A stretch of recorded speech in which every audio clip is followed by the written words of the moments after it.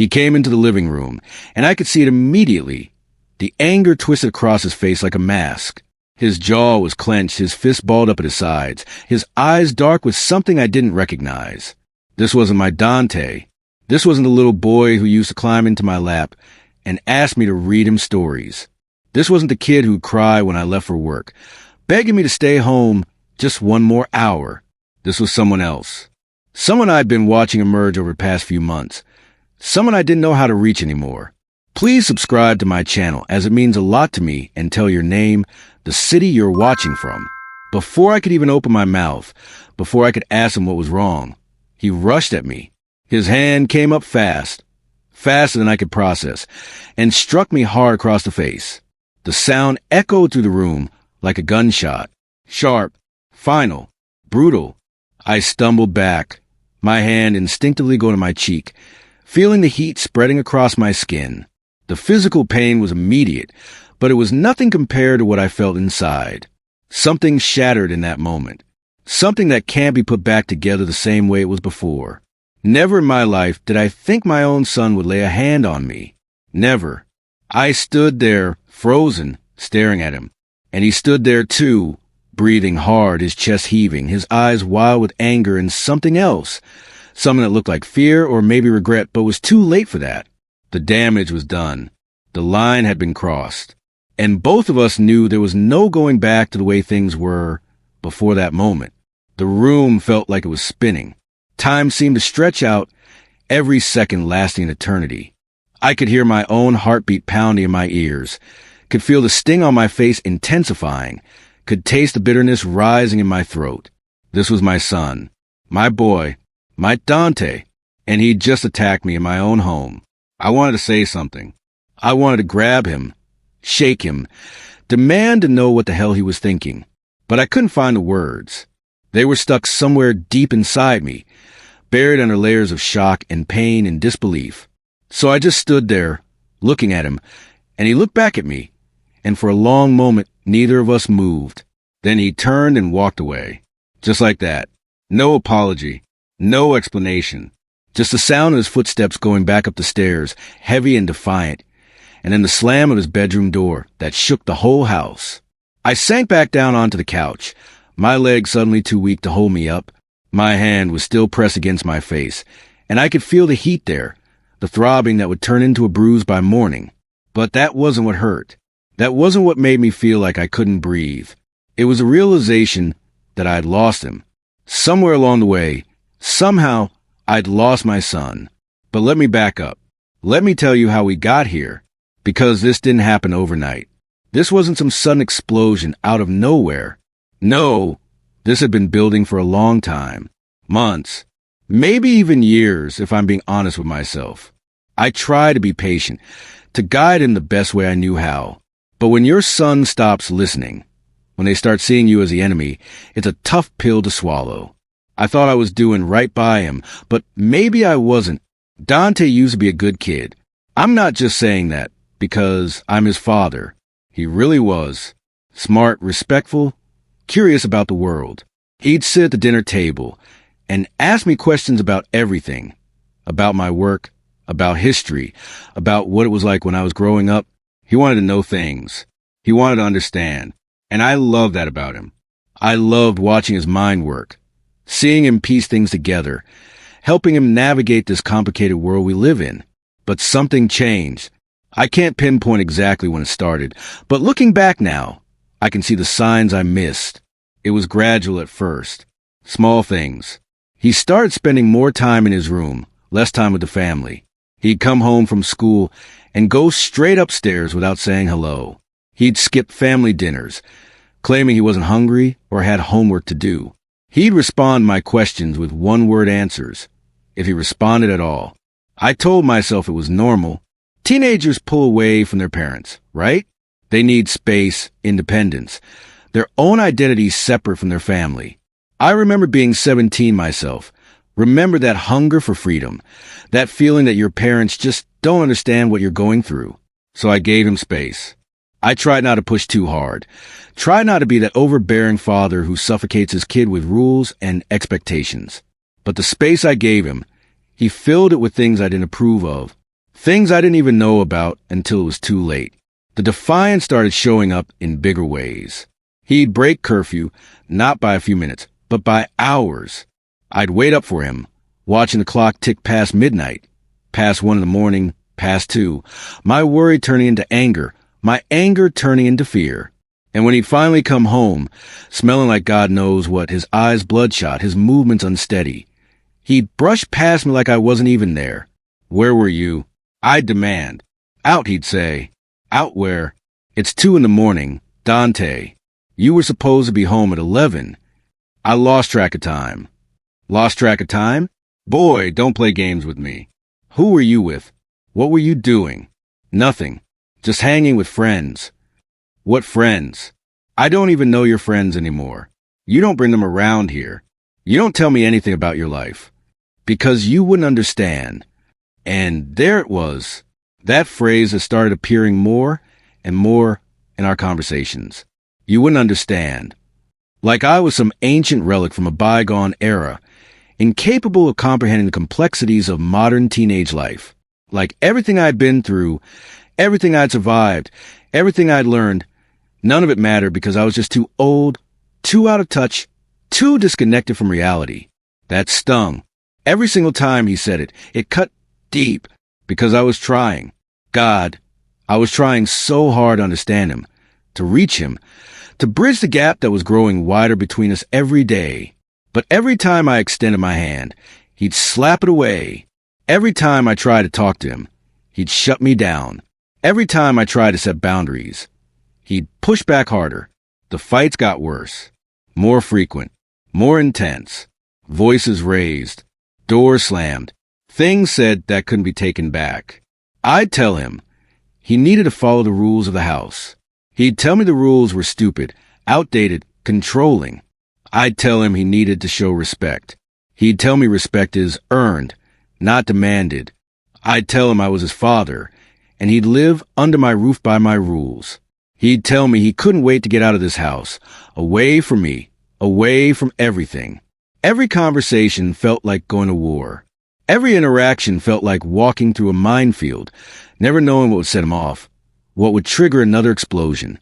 I started dreading coming home from work, dreading dinner time, dreading weekends when we'd be in the house together with nowhere to escape the tension that filled every room like a toxic fog. I watched him changing, watched him becoming someone I didn't recognize. His grades started slipping. His attitude got worse. He started hanging around with kids I didn't trust, kids who seemed to bring out the worst in him. I'd see him laughing with them on the street corner. That defiant look in his eyes, that swagger in his walk that seemed designed specifically to provoke me. I tried talking to him about his future, about college, about having goals and working towards something. He'd laugh in my face, tell me college was a scam, tell me the whole system was rigged anyway, tell me there was no point in trying, because people like us never get ahead no matter what we do. That killed me. Hearing my son talk like that, like he'd already given up, like he'd already decided his life didn't matter, his future didn't matter, nothing mattered. I'd spent my whole life fighting against that kind of defeatist thinking, refusing to let the world beat me down, refusing to accept limitations other people try to place on me. And here was my son at 17, already resigned to failure. I didn't raise him to think like that. I didn't break my back working 2 jobs to put food on the table just so he could throw his life away. I didn't sacrifice everything I sacrificed so he could squander the opportunities one never had. But he couldn't see it. Or maybe he could see it and just didn't care. Either way, we were losing each other. And I didn't know how to stop it. I talked to other parents, tried to get advice. They all said the same things. It's just a phase. He'll grow out of it. Teenagers are difficult. You just have to weather the storm. But this felt like more than a phase. This felt like watching someone drown and not being able to reach them, no matter how hard you swim, no matter how loud you shout. I prayed about it. I'm not the most religious man, but I prayed. I asked God to help me reach my son, to help me find the right words, to help me be the father he needed. But the prayers didn't seem to help. Or maybe they did, and I just wasn't listening to the answers. Maybe God was trying to tell me something, and I was too stubborn or too proud or too scared to hear it. The tension in the house became unbearable. My wife, Dante's mother, she'd passed away 5 years ago. Cancer took her fast and brutal, and neither of us had fully recovered from that loss. I wondered sometimes if that was part of the problem. If Dante was still grieving in ways he didn't know how to express. If he blamed me somehow for not being able to save her. If he was angry at the world and taking out on the person closest to him. I tried to be both parents to him after she died. Tried to be the disciplinarian and the nurturer, the one who set the rules and the one who offered comfort. But maybe I failed at both. Maybe I was too hard on him. Tried to keep him in line. Tried to prevent him from going down the wrong path. Or maybe I was too soft, making excuses for his behavior, telling myself he was just dealing with grief in his own way. I second-guessed myself constantly, lying awake at night, replaying our arguments, wondering what I should have said differently, what I could have done better. The weight of responsibility felt crushing sometimes. This was my son, my only child, my legacy, and I was watching him slip away, watching him make choices that would haunt him for the rest of his life, and I felt powerless to stop it. Friends would tell me I was being too hard on myself, that kids make their own choices, and you can't control everything they do. That sometimes the best thing a parent can do is set boundaries and hope the kid figures it out before it's too late. But that didn't make me feel better. Because what if it was too late? What if the damage was already done? What if I'd already lost him and just didn't want to admit it? And then came that night. That terrible night when everything came to a head. When all the tension, all the anger, all the hurt and resentment that had been building up for months finally exploded in a way I never could have anticipated. I never saw it coming. My own son, hitting me like that, I didn't just feel the physical pain. I felt something break inside me. This wasn't just about a fight anymore. This was about losing him. It started in the kitchen. Late night. The house dark except for the light over the stove. I was making myself some tea, trying to calm my nerves after another long day. I heard Dante come into the back door, well past his curfew again. I told him he needed to be home by 10 on school nights. It was almost midnight. I turned to face him as he walked in. His eyes were glazed, his movements a little unsteady. He'd been drinking or smoking or both. I could smell it on him, could see it in the way he carried himself. "Where have you been?" I asked, trying to keep my voice steady, trying not to let the anger show through immediately. "Out," he said, that same one-word answer he always gave. "It's midnight, Dante. You were supposed to be home 2 hours ago." I lost track of time. "That's not good enough anymore. You can't just—" "Can't just what?" he interrupted, his voice rising. "Can't just live my life? Can't just have friends? Can't just exist without you breathing down my neck every second?" "I'm not breathing down your neck. I'm trying to keep you safe. I'm trying to teach you responsibility." He laughed, actually laughed, that bitter, mocking laugh that had become his signature response to anything I said. "Teach me responsibility? You? What do you know about anything?" "I know plenty, boy. I know what happens to kids who don't follow rules, who don't respect their parents, who think they're invincible. I've seen it. I've lived it. I've lost friends to that kind of thinking." "Your friends, your experiences, your life. What about mine? What about what I want?" "What you want? You're 17 years old. You don't even know what you want. You're running around with God knows who, doing God knows what, throwing away your future like it means nothing." "My future? You mean your future. Your dreams for me. Your expectations. I'm sick of it. I'm sick of you trying to control my life." "I'm not trying to control your life. I'm trying to save it." My voice had risen now, too. We were both shouting, both angry, both frustrated beyond measure. The tension that had been simmering for months was boiling over, and neither of us knew how to pull it back. "Save it? You're suffocating me. Every rule, every lecture, every disappointed look. You're crushing me. You don't care about what I want. You just care about not being embarrassed by me. That's not true when you know it." "Do I? Because all I hear from you is what I'm doing wrong, how I'm failing, how I'm not the son you wanted. Well, I'm sorry I'm such a disappointment to you. I never said that. You don't have to say it. I can see it in your eyes every time you look at me. Every time I walk in a room, I can feel your judgment, your disapproval, your shame. Dante, that's not. Stop, he shouted, and I could see tears in his eyes now, mixing with the anger, making everything more raw, more painful. Just stop talking. I'm done listening to you. I'm done with your rules and your lectures and your disappointment. I'm done. Well, I'm not done. I shouted back. You're my son, and as long as you live under this roof, you'll follow my rules. You'll show respect. You'll. That's when he shoved me. Hard. Both hands against my chest, pushing me back against the counter. I wasn't expecting it. Wasn't prepared for physical violence. Not from him.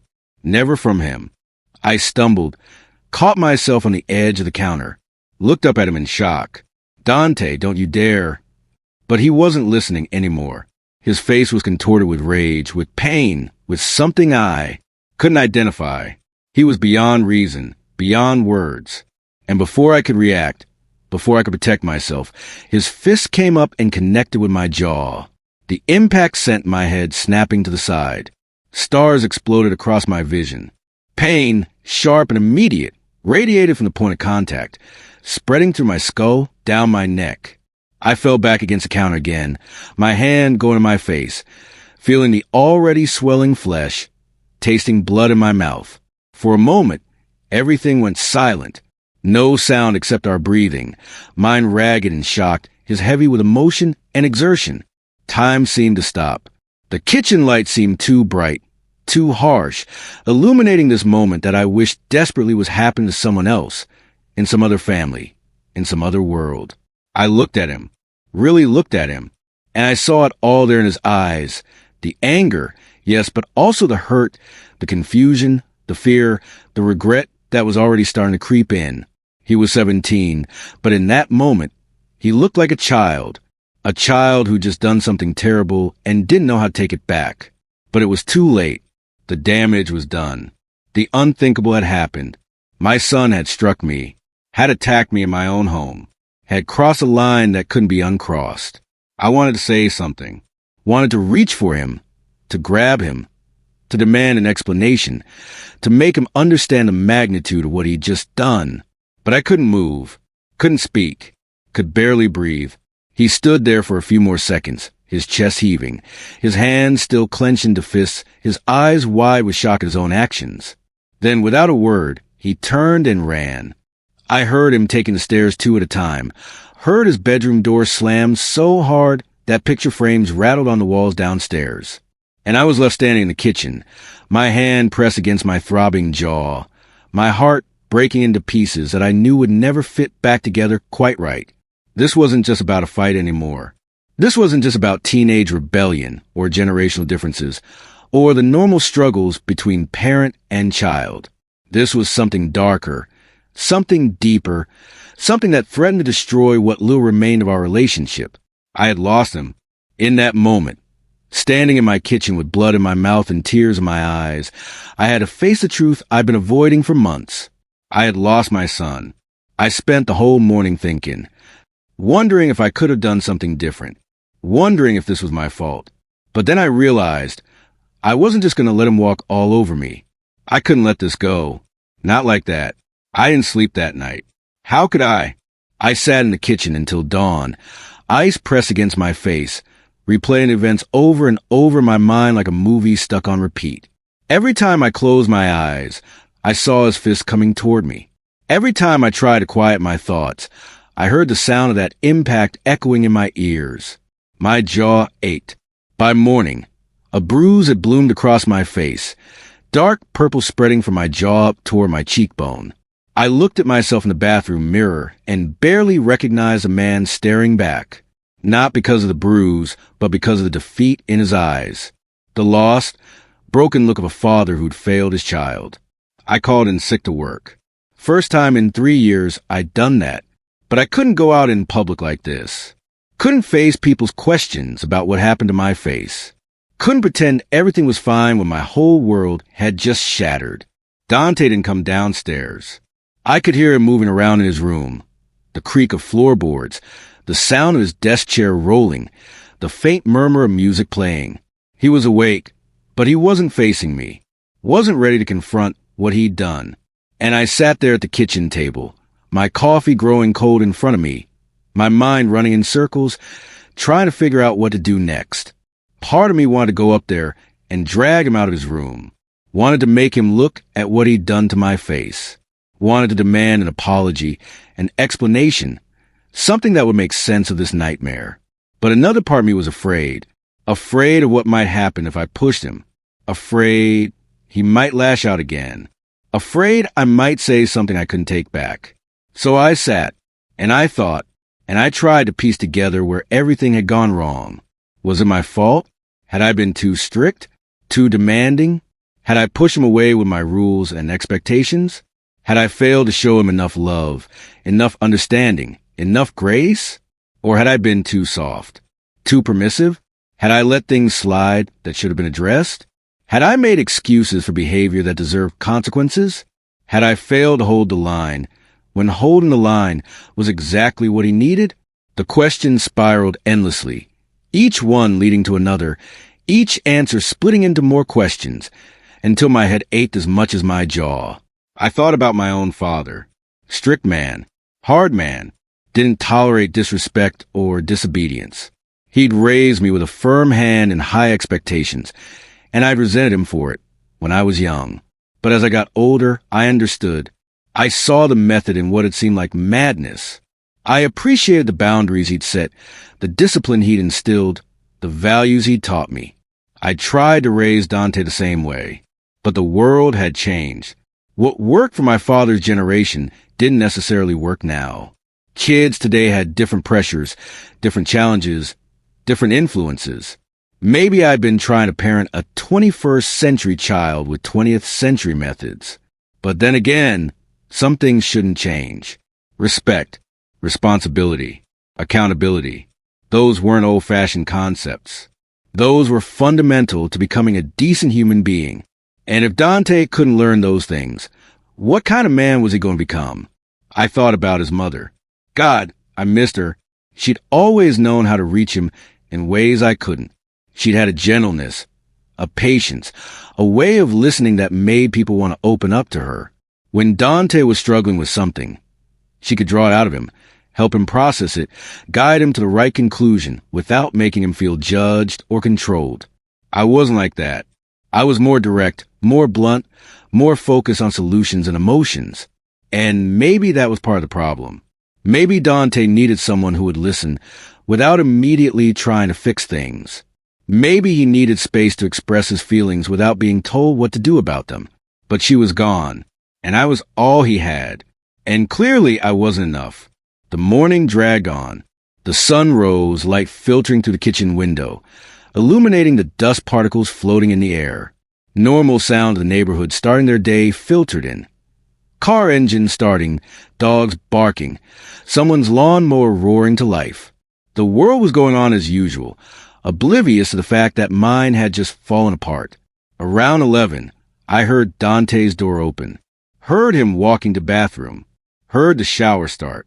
He was getting ready for the day like nothing had happened, like he hadn't just assaulted his father the night before, like we could just move on and pretend everything was fine.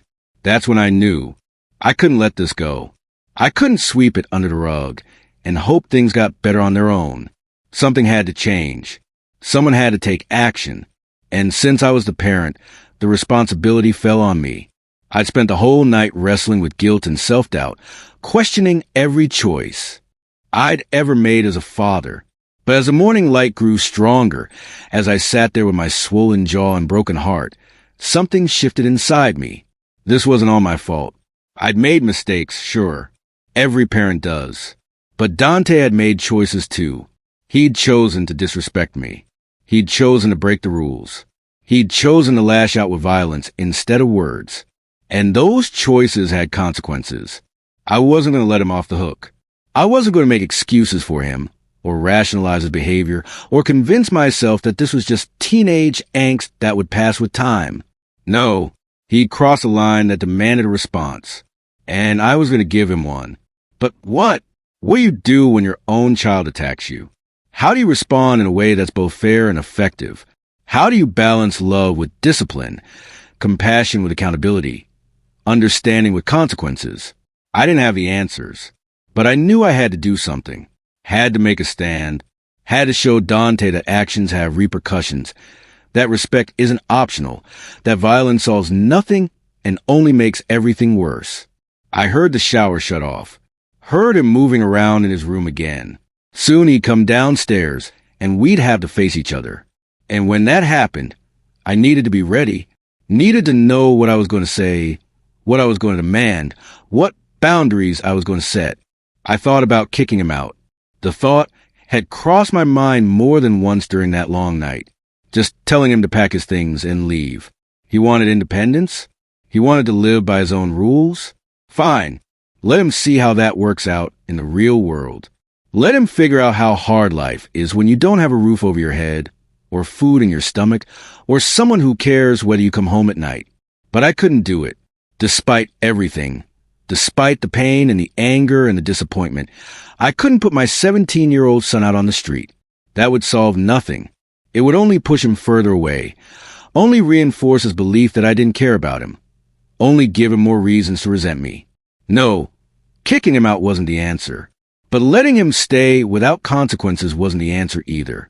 So what could I do that would actually reach him, actually teach him something, actually have a chance of turning this around? And that's when it came to me. The idea formed slowly at first, then became clearer as I thought it through. I wouldn't make the decision for him. I'd gain the power to choose. But I'd make sure both options came with real consequences, real accountability, real change. He wanted to be treated like an adult? Fine. Adults make choices and live with the results. Adults face consequences for their actions. Adults take responsibility for their behavior. It was time for Dante to grow up, and I was going to give him the opportunity to do exactly that. I told him, you got a choice now. You can keep acting like you don't need me, or you can face what's coming. It wasn't easy, but I had to do it. I had to give him a chance to turn it around. He finally came downstairs around noon. I was still sitting at the kitchen table, my cold coffee replaced with a fresh cup I had no intention of drinking. I positioned myself so he'd have to face me when he entered the room, couldn't just grab something from the fridge and disappear back upstairs. I heard his footsteps on the stairs, heard them pause at the bottom when he saw me waiting. For a moment, I thought he might turn around and go back up, but he didn't. He came into the kitchen, moving slowly, cautiously, like he was approaching a dangerous animal. His eyes went immediately to my face, to the bruise that had darkened overnight. I saw him flinch, saw something flash across his expression. Was it guilt? Regret? Fear? It was hard to tell. His defenses went up immediately, his jaw setting, his shoulders squaring, preparing for a fight. But I wasn't going to fight. Not this time. Sit down, I said quietly. Not angry, not accusatory. Just tired, so incredibly tired. He hesitated, clearly not sure what to expect. Then he pulled out a chair and sat, keeping the table between us, keeping his distance. Smart kid. Even now, even after everything, I could appreciate that he was smart. We sat in silence for a long moment. The clock on the wall ticked. The refrigerator hummed. Outside, someone's car alarm went off and then stopped. Normal sounds of a normal day. But nothing about this was normal. Do you have anything to say to me? I finally asked. He looked down at his hands. Didn't answer. Dante, I asked you a question. What do you want me to say? His voice was quiet, defensive. I want you to tell me what happened last night. I want you to explain to me why you thought it was okay to put your hands on me. I didn't. He stopped himself. I don't know. You don't know? I was angry. I lost it. You lost it.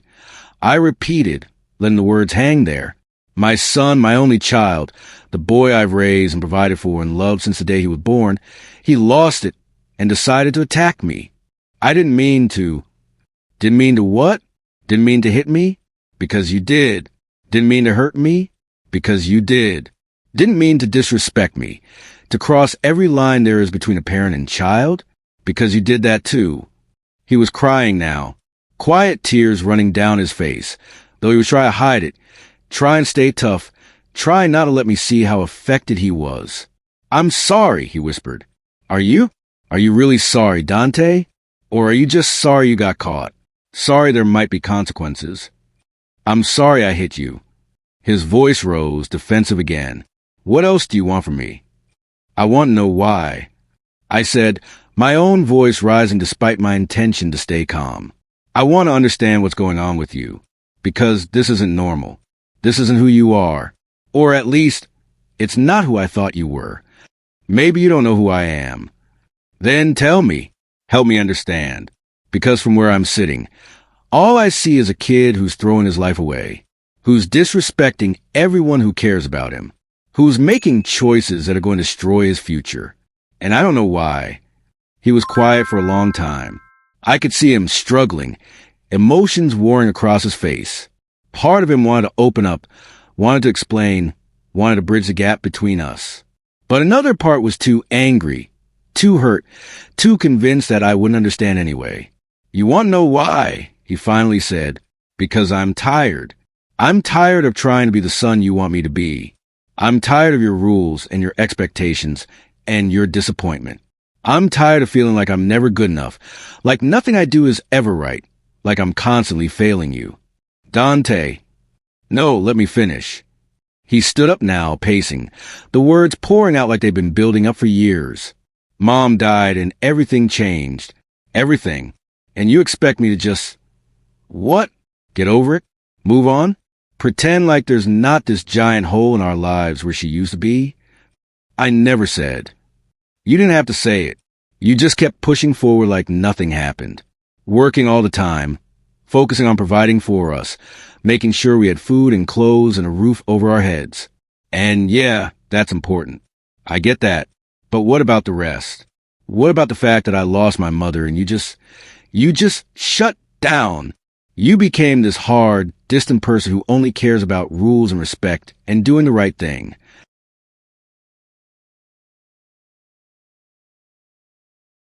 His words hit me like physical blows, each one landing with precision, exposing wounds I didn't even know I had. I didn't shut down, I said, but even as I said it, I wondered if it was true. Yes, you did. You threw yourself into work and parenting and making sure I stayed on the right path.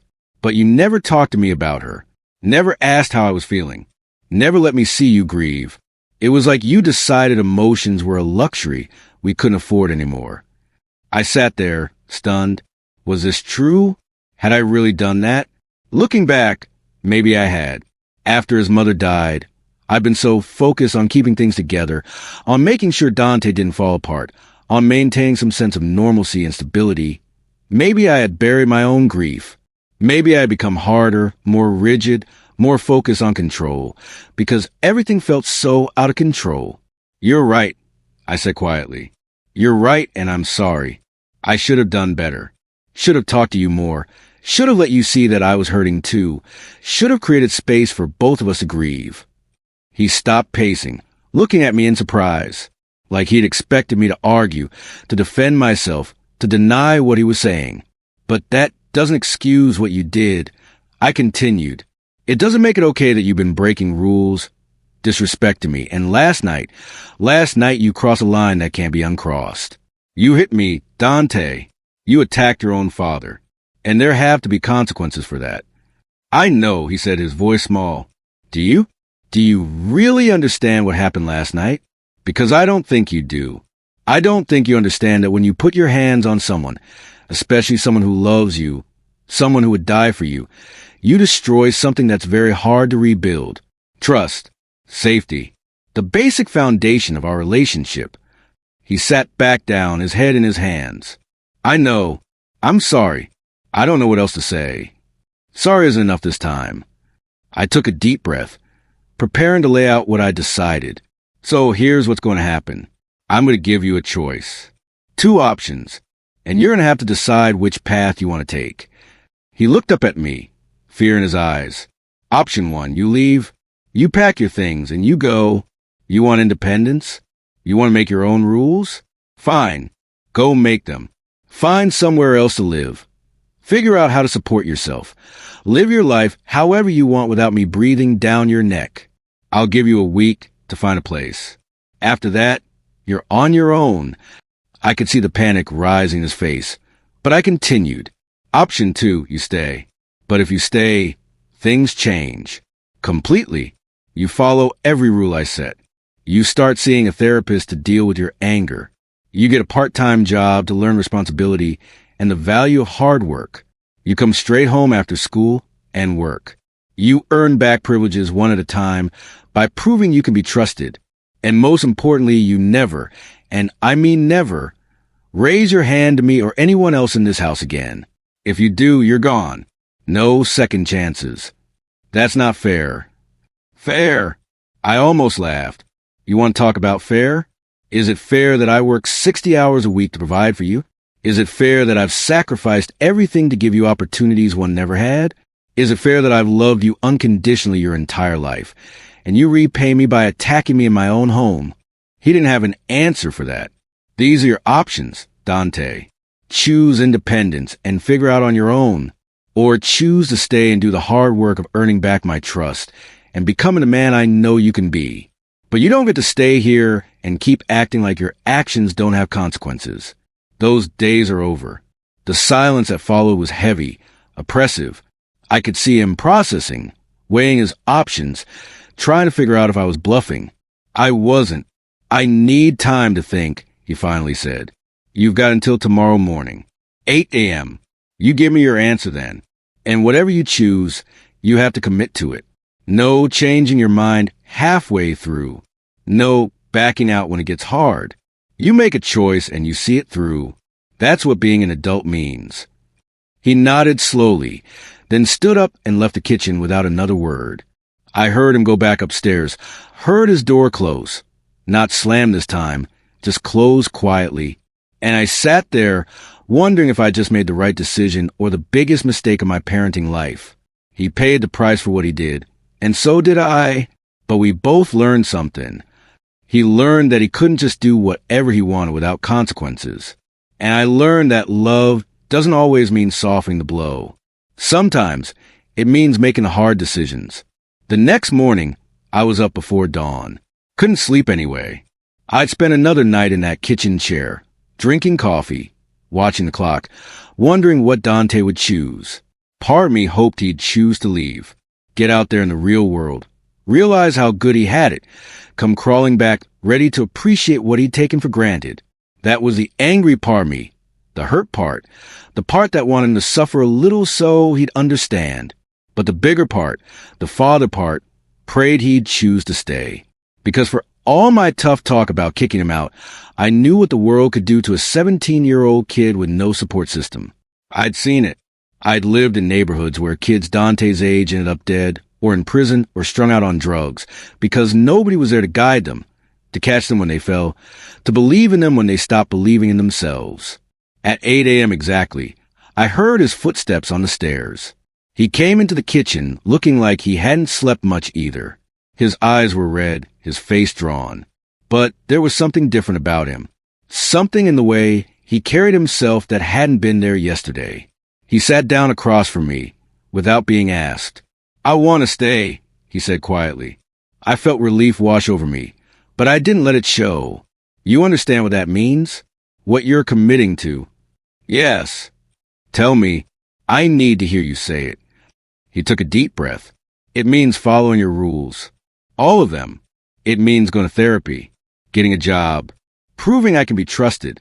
It means—" He paused, struggling with the words. "It means growing up." "That's right. And it's not going to be easy. There are going to be days when you hate it, when you hate me, when you want to quit, but you can't. If you agree to this, you see it through. Understood. Understood. And the anger, the violence, that's over. Done. If you ever raise your hand to me or anyone else again, you're out that door so fast you won't know what hit you. Clear. Clear." His voice was stronger now. "I'm sorry, Dad, for everything, for how I've been acting, for last night, for For making you feel like you failed as a father.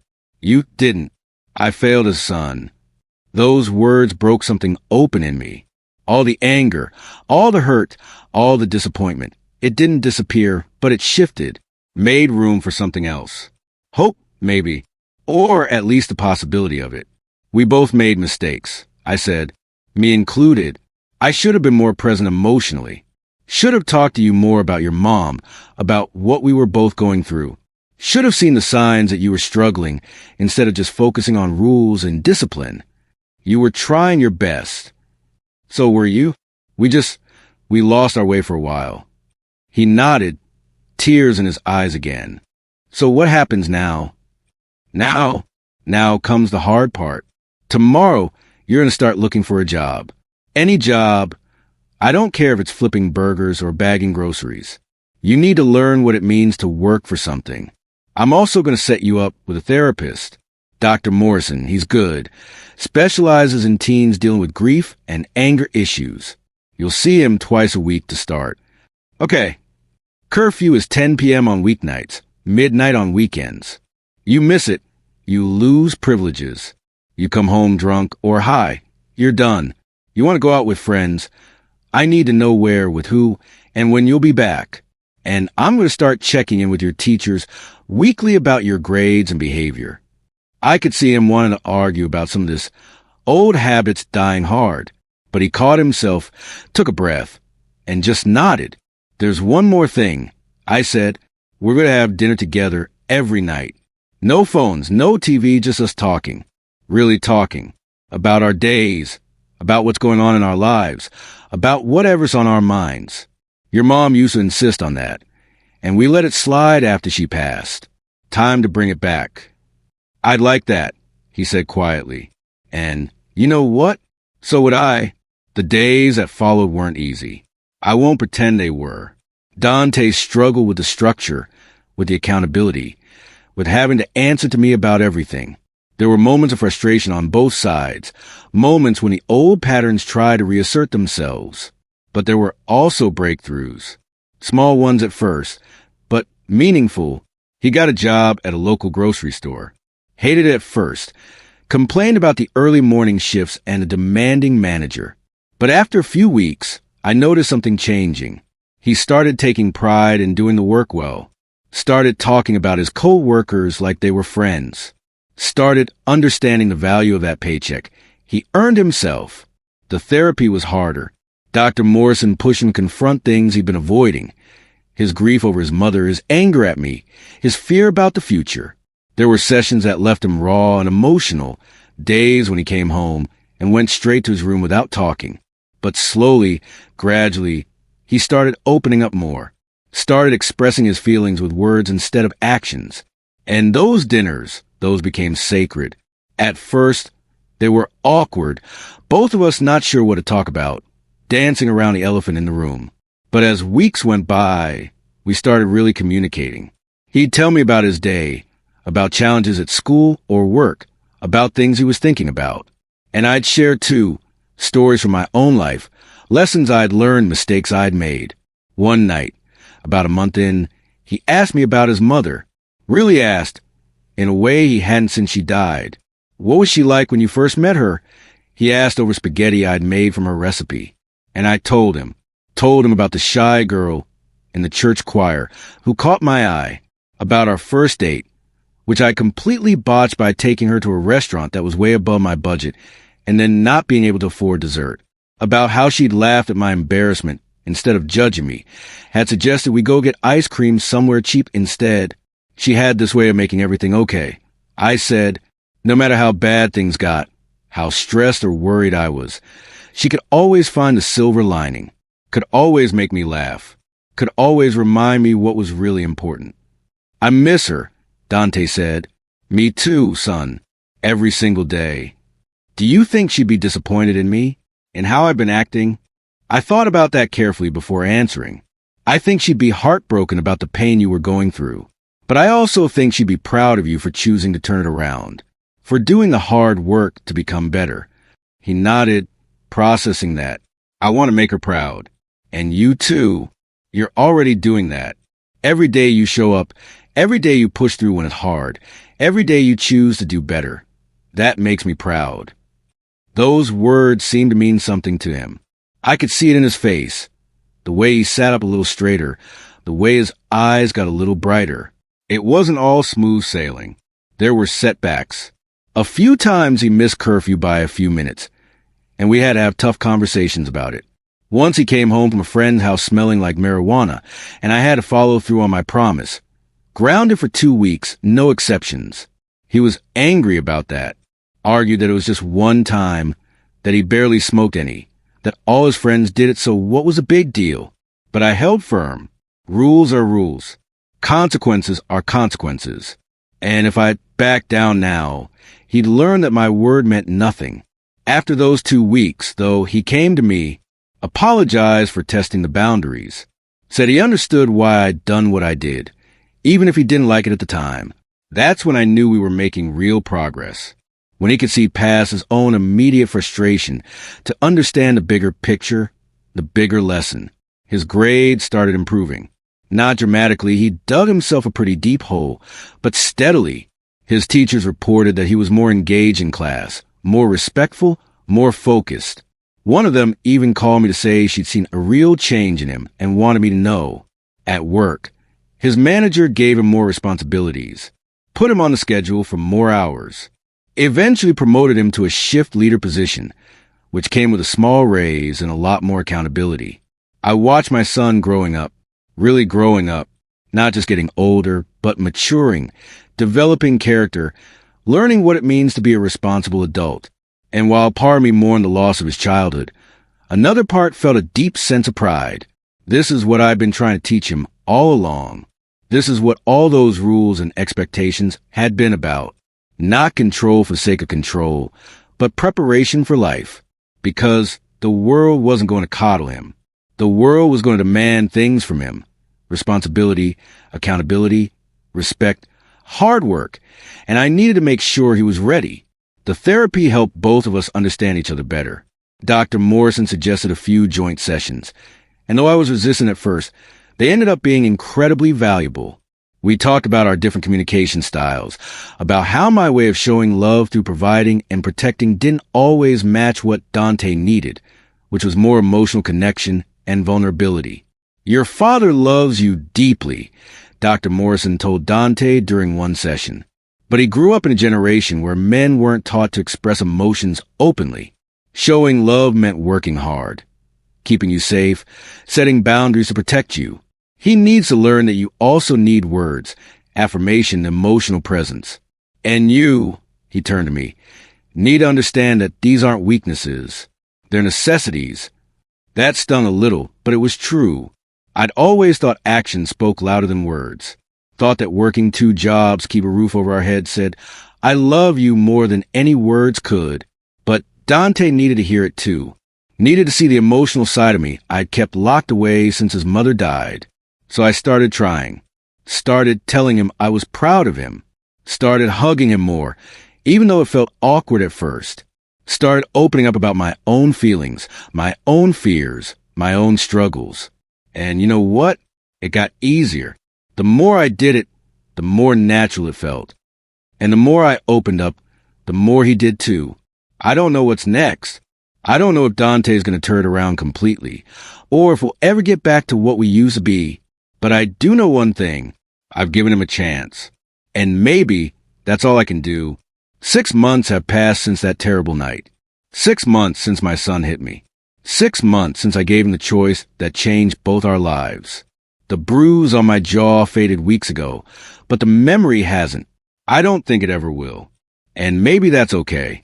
Maybe we both need to remember that night, not to punish ourselves, but to remind ourselves of how far we've come.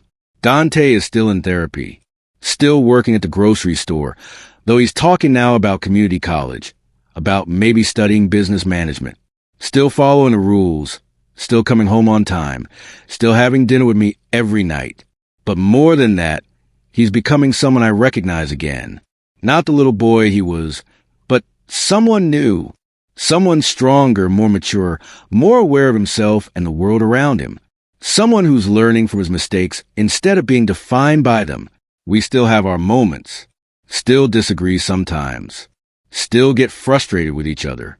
But we've learned how to communicate through it, how to express our feelings with words instead of anger, how to listen, really listen to what the other person is saying. Last week, he came to me with something heavy on his mind.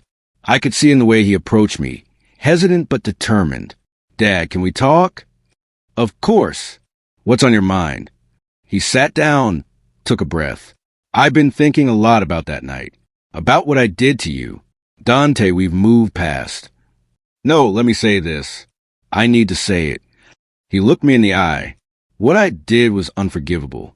I know you've forgiven me, but I haven't fully forgiven myself. And I realize now that I might carry that guilt for a long time, maybe forever. Son, but I also realize something else. What you did after giving me that choice, holding me accountable, making me face consequences while still giving me a path forward, that was the most loving thing you could have done. At the time, I thought you were being harsh.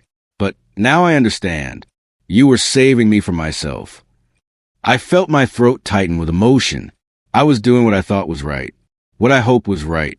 I didn't know if it would work. It did. It is. I'm not perfect. I'm still figuring things out, but I'm trying, really trying. And that's because you didn't give up on me, even when you had every reason to. I could never give up on you.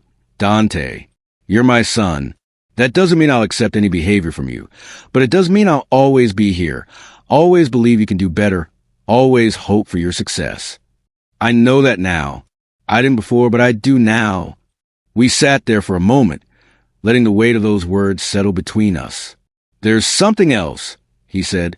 "I want to start volunteering. Maybe with at-risk youth or something. Dr. Morrison and I have been talking about it.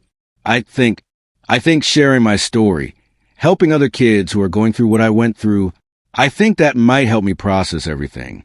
And maybe help someone else too." Pride swelled in my chest. This is what growth looks like. Not perfection, but purpose. Not forgetting the past, but using it to build a better future. "I think that's a wonderful idea," I said. "Your mother would be proud." "You think so?" "I know so. She always believed that our struggles were meant to teach us, not defeat us, that we could turn our pain into purpose, if we were brave enough to try." He smiled. I remember her saying stuff like that. She was a wise woman. She was, and so are you, even if I didn't always appreciate it. We talked for a while longer that night, about his plans, about his hopes for the future, about the kind of man he wanted to become. And I listened, really listened, grateful for the second chance we've been given. But I'd be lying if I said I wasn't still scared sometimes. Scared that he might slip back into old patterns. Scared that I might push too hard or not hard enough. Scared that despite our progress, the damage from that night and all the nights leading up to it might have created cracks that could never fully heal. Dr. Morrison told me that's normal, that healing isn't linear, that there will be setbacks, that fear doesn't disappear just because things are going well. He reminded me that parenting is always a leap of faith. You do your best, you make your choices, and then you have to trust that the foundation you built will hold. I think about that a lot. About foundation. About what we're building here. Brick by brick. Conversation by conversation. Day by day. We're building trust. We're building respect. We're building a relationship that's different from what we had before, but maybe stronger for having been tested and not broken. Some days are harder than others. Days when Dante struggles with the structure, when he chased against the rules, when I can see that old frustration and anger bubbling up. But now, instead of exploding, he talks about it, goes to his room to cool down, calls Dr. Morrison if he needs to, finds healthy ways to process his feelings. And some days I struggle too. Days when I second-guess myself, when I wonder if I'm being too strict or not strict enough, when I miss the easy relationship we had, when he was little and thought I hung the moon. Days when the weight of single parenthood feels crushing, when I wish his mother was here to help me navigate these complicated waters. But then I remember, this is what parenting is. It's not about having all the answers. It's not about being perfect. It's about showing up every day and doing your best, even when you're scared, even when you're uncertain, even when you make mistakes. And the truth is, I have made mistakes. I've been too harsh sometimes, too unbending, too focused on the rules and not enough on the relationship. I've let my own grief and fear drive my parenting in ways that weren't always healthy or helpful. But I'm learning too. Learning to be more open with my emotions. Learning to listen before I lecture. Learning that strength isn't just about holding firm, but also about knowing when to bend. This journey we're on, Dante and I, it's not over. It might never be over. Because relationships, especially family relationships, are ongoing works in progress. You don't reach a destination, and suddenly everything is fixed. You just keep moving forward, keep trying, keep choosing each other even when it's hard. I look at my son now, and I see someone different from the angry, lost kid who attacked me 6 months ago. I see someone who's finding his way, making better choices, building a life he can be proud of. I see potential. I see hope. I see the man he's becoming. But I also see someone who's still healing, still working through pain and anger and loss, still figuring out who he is and what he wants from life. And that's okay. He's 17. He's supposed to be figuring things out. My job isn't to have all the answers for him. It's to provide guidance, support, and accountability while he finds his own answers. And maybe that's the real lesson here. Not just for Dante, but for me too. That love sometimes means making the hard choices. That accountability is an act of love, not punishment. That consequences, when delivered with compassion and consistency, can be catalysts for growth. I gave my son a choice after he attacked me. Stay and do the work.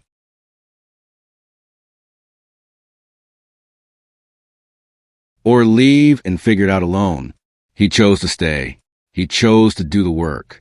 And in doing so, he chose to become better. But I made a choice too.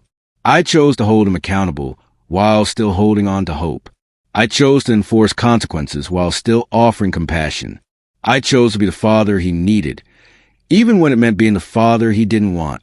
And we're both paying the price for our choices. Him through the hard work of change, of therapy, of accountability. Me through the constant vigilance required to maintain boundaries while rebuilding trust. To be both firm and flexible, to navigate the delicate balance between parent and friend. But we're also reaping the rewards. A relationship that's more honest, more open, more real than it's ever been. Communication that actually works. Mutual respect that's been earned, not demanded. A foundation that's been tested and proven strong enough to hold us both. I don't know what the future holds. I don't know if Dante will continue on this path or stumble along the way. I don't know if he'll make it to college, find a career he loves, build a life that makes him happy. I can't predict or control any of that, but I've given him the tools. I've shown him that choices have consequences, that actions matter, that change is possible if you're willing to do the work. I've modeled accountability and vulnerability and strength and grace. I've loved him fiercely and consistently, especially when he made it hard to do so. And now, the rest is up to him. I can guide him, support him, believe in him, but I can't walk his path for him. He has to choose every day who he wants to be, and all I can do is be here, ready to catch him if he falls, ready to celebrate when he succeeds, ready to keep showing up no matter what.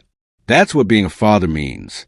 Not having all the answers, not always getting it right, but never giving up, never walking away, never letting your child believe they're beyond redemption or unworthy of love.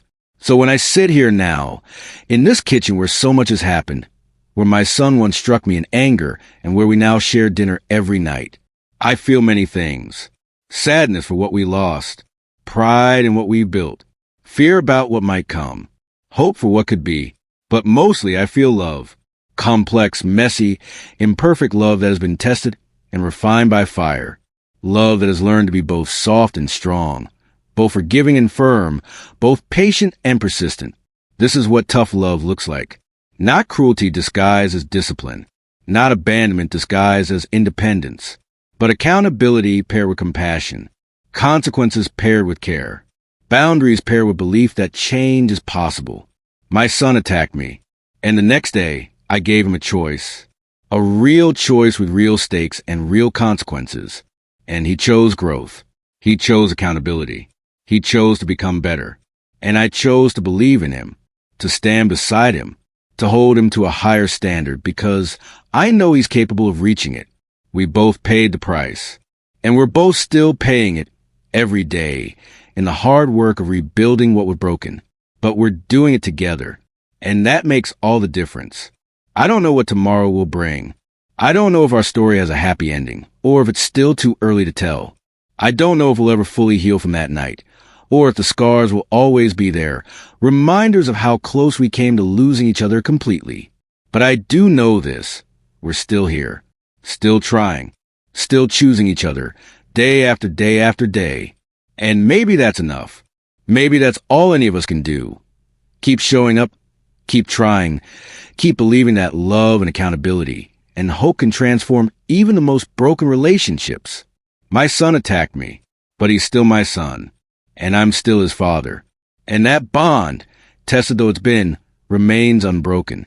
That's the story I have to tell. Not a story of perfection or easy answers, but a story of struggle and choice and the hard-won grace of second chances. A story that reminds us that family is complicated, that love is difficult, that growth requires pain. A story that says, even in our darkest moments, even when we've hurt the people we love most, even when we've lost our way completely, redemption is possible. Change is possible. Healing is possible. If we're brave enough to do the work. If we're willing to make the hard choices. If we're committed to showing up day after day, even when everything in us wants to run away. This is my story. This is our story. And it's still being written one day at a time. Please, don't forget to subscribe to my channel as part of your great support I will receive from now.